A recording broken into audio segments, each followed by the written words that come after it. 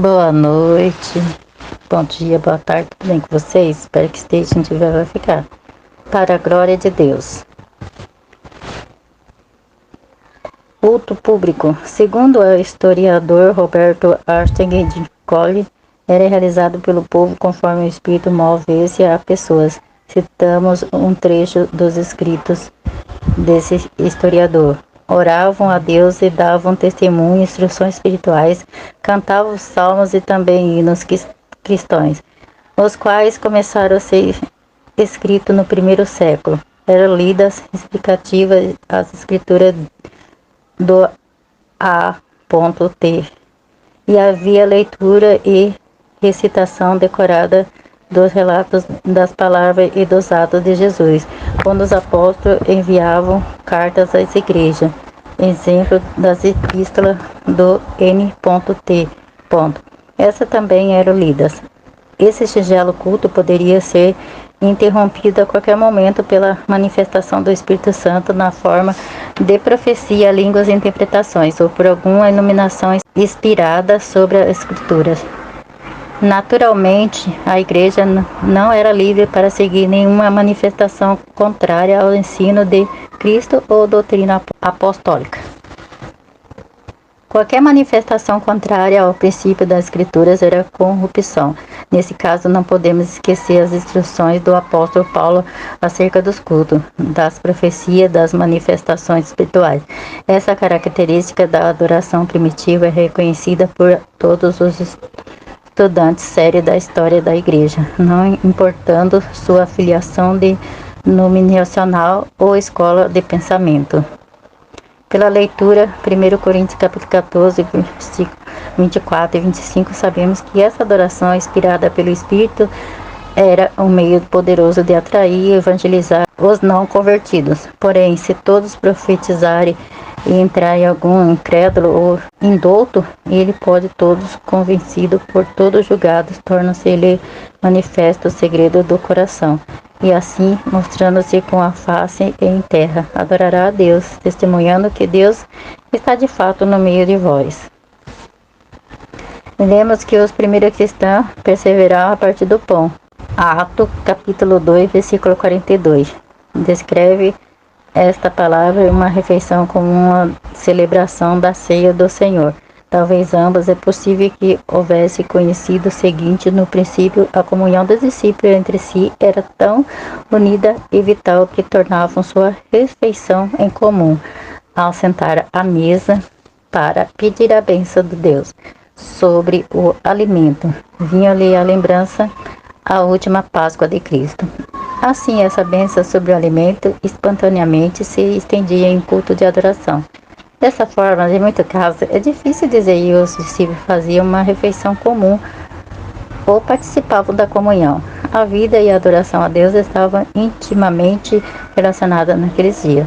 Porém, muito cedo, os dois atos, o partir do pão e a ceia do Senhor, foram distinguidos de forma que o Senhor se tornou a ordem do culto. Em determinado dia, cristãos reuniam-se para comer uma refeição sagrada de comunhão, conhecida como a festa do amor, a qual era uma refeição alegre e sagrada, simbolizando o amor fraternal.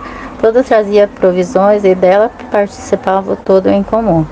Em 1 Coríntios, capítulo 11, versículo 21 e 22, Paulo censura o egoísmo daqueles que comiam seus alimentos sem distribuí-los entre os pobres presentes. Ao terminar a festa do amor, celebrava-se a ceia do Senhor. Na igreja de Corinto, alguns se embriagavam durante o agape e participavam do sacramento nessa condição indigna. Mais tarde, no primeiro século, a ceia do Senhor foi separada da agape e celebrada na manhã do dia do Senhor. Podemos entender o propósito ou a missão da igreja em termos de ministério em relação a Deus e aos cristãos e ao mundo como segue. No relacionamento com Deus, a missão da igreja é adorá-lo. Paulo ordena a igreja de Colossos, que louve a Deus com salmos e hinos e cânticos espirituais, e com gratidão no coração. Colossenses capítulo 3, versículo 16. Deus nos destinou e nos escolheu em Cristo para sermos para louvor da sua glória. Efésios capítulo 1, versículo 12. A adoração na igreja não é simplesmente uma preparação para algo mais. Ela era em si mesmo cumprido o principal propósito da igreja com referência ao seu Senhor. Essa é a razão por que Paulo, depois de nos divertir de que devemos remir o tempo e acrescentar o mandamento de sermos cheios do Espírito Santo e de estarmos entoando louvor de coração ao Senhor. Efésios capítulo 5, versículo 16 ao 19.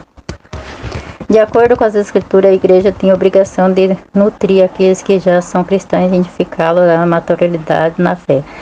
Paulo disse que seu próprio alvo não era apenas levar a pessoa à fé salvífica inicial, mas sim apresentar todo homem perfeito e maduro em Cristo. Colossenses capítulo 1, 28, ele escreveu à igreja de Efésia que Deus havia concedido à igreja pessoais com dons, com vista ao aperfeiçoamento dos santos para desempenho do seu serviço, para a edificação do corpo de Cristo, até que todos chegamos à unidade da fé e do pleno conhecimento do Filho de Deus e à perfeita verosimilidade e à medida da estrutura da plenitude de Cristo. Efésios capítulo 4, versículo 12 e 13.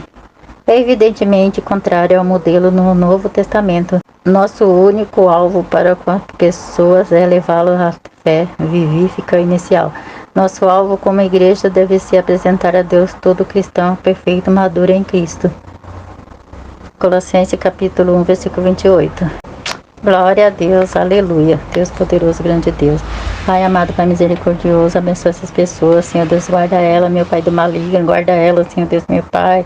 Oh, Pai, meu Satanás está aí, Senhor Deus, meu Pai, está... Pai, o diabo, Senhor Deus, meu Pai. Oh, Pai, oh, Deus poderoso, estão aí matando, roubando e destruindo, Senhor. Porque foi para isso que eles vieram, Senhor Deus, para roubar, matar e destruir. Mas o Senhor Jesus veio para dar vida, e vida com abundância. Pai Todo-Poderoso, quem está em Cristo, meu Pai, é uma nova criatura, meu Pai, é uma pessoa viva. Agora, quem não está em Cristo, meu Pai, quem não está em Cristo é uma pessoa, Senhor Deus, que já morreu, Senhor Deus, meu Pai. Oh, Pai Todo-Poderoso, está morta, Senhor Deus, meu Pai. Oh, Deus, que o Senhor venha fazer ela viver, meu Pai, te buscar, Senhor Deus, meu Pai. Pai, quem está com o Senhor tem vida, mas quem não está, meu Pai, está morto, Senhor. Oh, Pai, aqueles que estão em Jesus, meu Pai, têm vida, Senhor Deus, meu Pai, vida eterna.